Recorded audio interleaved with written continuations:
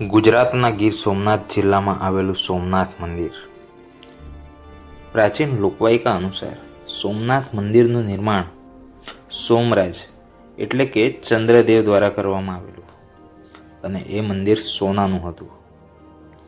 ત્યારબાદ રાવણ દ્વારા આ જ મંદિર ચાંદીનું બનાવવામાં આવેલું અને પછી ત્રીજી વખત ભગવાન કૃષ્ણ દ્વારા આ મંદિર લાકડામાંથી બનાવવામાં આવ્યું એવું કહેવાય છે.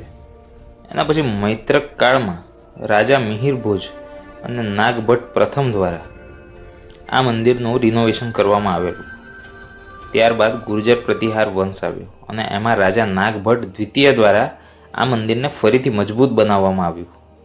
ત્યારબાદ એની પર મહમૂદ ગઝનીનું આક્રમણ થયું અને મંદિરમાં લૂંટ મચાવવામાં આવી અને એને તોડી પાડવામાં આવ્યું.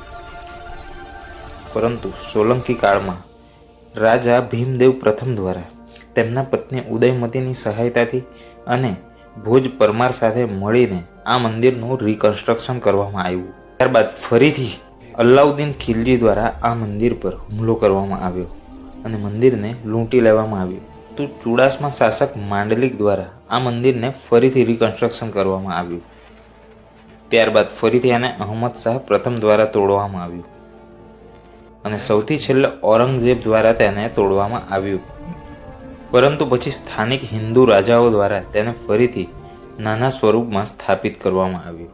સરદાર પટેલ દ્વારા 1950માં આ મંદિરનું નિર્માણ કાર્ય શરૂ કરવામાં આવ્યું અને વર્ષ 1951માં ડૉક્ટર રાજેન્દ્ર પ્રસાદ દ્વારા આ મંદિરનું નિર્માણ કાર્ય પૂર્ણ થયું.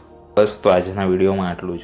જો વિડીયો તમને ગમ્યો હોય અને ઉપયોગી લાગ્યો હોય તો ચેનલને સબસ્ક્રાઈબ કરી લેજો અને કોમેન્ટમાં જણાવજો કે નેક્સ્ટ વિડીયો તમને કયા ટોપિક પર જોઈએ છે. Thank you.